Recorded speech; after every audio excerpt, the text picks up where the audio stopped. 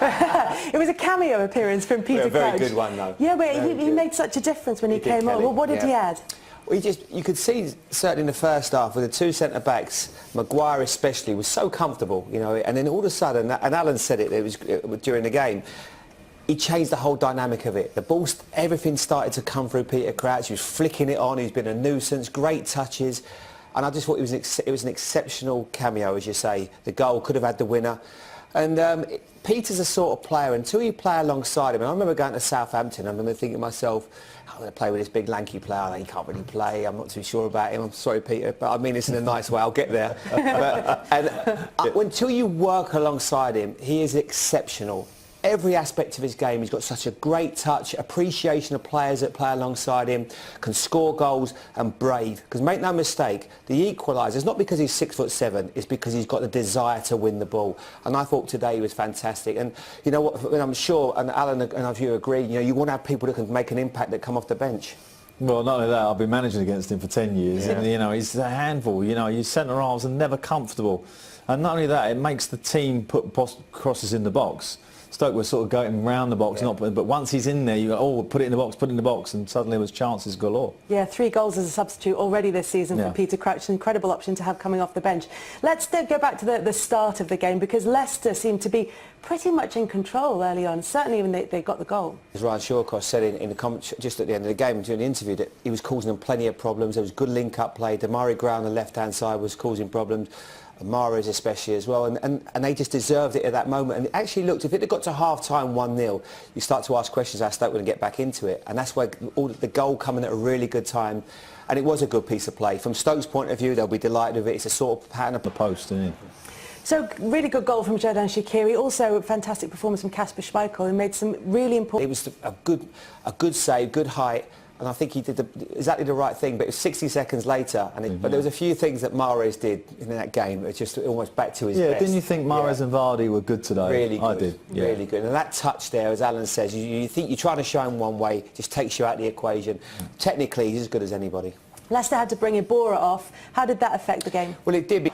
Men on posts. Where do you stand on that one? Well, that man on the front post has a decision to make. If you're going to win it, you better win it. If not, you get back on the post. Absolutely. And that's the 2 roles.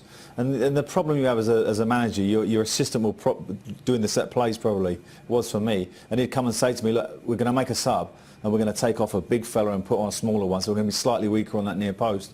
And it's those, as we're just saying, those slight deviations that can cost you. Because you work on this kind of thing all week in training, you know exactly what you're going to do, and then suddenly you're forced into... Yeah, and Andy King perhaps should have just left the header and gone back on the post, and he might have saved the goal. If you're, from a Stoke City perspective, looking at this game, are you disappointed that you've got a draw at home, or are you thinking, we've come back from being behind in this game twice? I think as a manager, when you're walking from the end of the game to the dressing room, you've got to make sure you say the right things. Now, I'd be very positive for that Stoke team. Firstly, because I didn't think they started well. There was no pressure on the ball. They were 1-0 down. They come back to 1-1. They're 2-1 down. They're chasing. They've had to look to the bench to recover the game. And actually, that's quite a good thing, as Jamie Tillett keeps the squad involved. You can say, we come back with a bit of spirit, blah, blah, blah, and you can go away on a good note.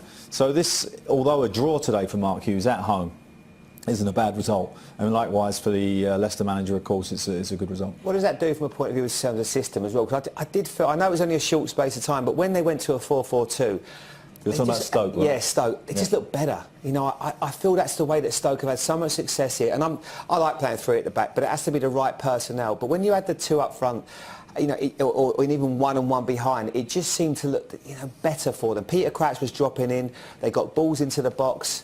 You know, at times with a 3 it worked, but I just felt it looked better with a 4, Alan. I mean, it just seemed that's what they tried to Zuma going to right back, it gives you that stability because you've got kind of a centre-half plan as a full-back. But actually, he's not bad in the ball, and he made some nice moments, didn't he, going forward? It's a nice option for Mark. He's got a couple of choices there, but you know, having Peter Crouch on the bench does help. I mean, that's a golden cameo that he's put in there. Brilliant performance. That's 52 headers. As names are on there, not because they're absolutely brilliant at heading the ball. It's because they're brilliant every week. That's why they get a game. So you've got to get 400 or 500 games to get those 50 goals. So, you know, that's why there's so many big names on there. But it's still, you know, a real feather in his cap to be in front of all those tremendous names. Well, we talked a little bit earlier about the importance of some of the saves from Kasper Schmeichel in this game. He's talking to great important times in the game, weren't they? He's a fantastic keeper.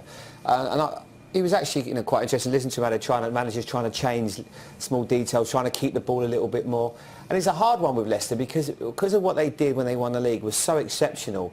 I mean, they've set the bar so high. But I look at where they are, and they are, the previous years have just about stayed up. They're probably right, with that squad that they've got, I don't expect them to be a top 6 team. I look at them, I think mid-table, and results like today and obviously last week, they can start to get a bit more confidence because they have got some talented players, and the manager will be well aware of that. He'll probably gone into that group and thinking, I've got some players to work with here, Alan, I'm sure. Yeah. Okazaki was the change that Puel made. He came into the starting 11 today. It's a change from the last match against Everton. So what difference did it make when he came off after an hour or so in the game?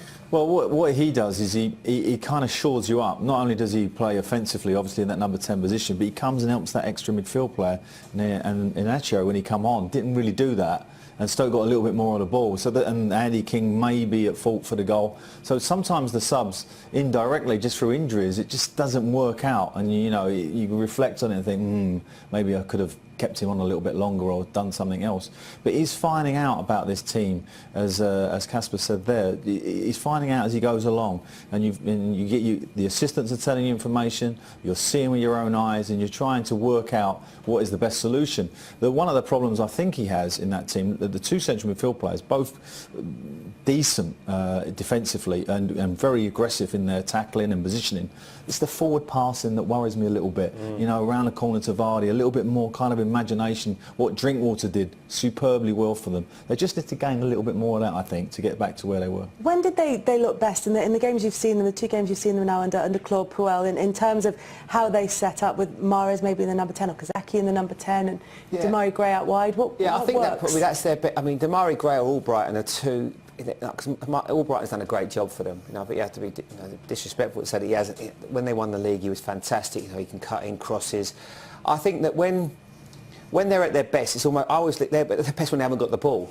And if that makes sense. They're a sort of team, they want you to have the ball, then they'll hit you on the counter-attack with blistering pace. And Alan said it, I thought with Vardy and Mahrez today, they almost looked back to their best. There was a piece of skill when he's cut inside, he's dragged it across the face, and he's hit the one with his left foot. Do you remember it, Alan? Yeah. With short cross. That was so unlucky, but they did at times, they look frightening on the counter-attack, and that's when they're at their best.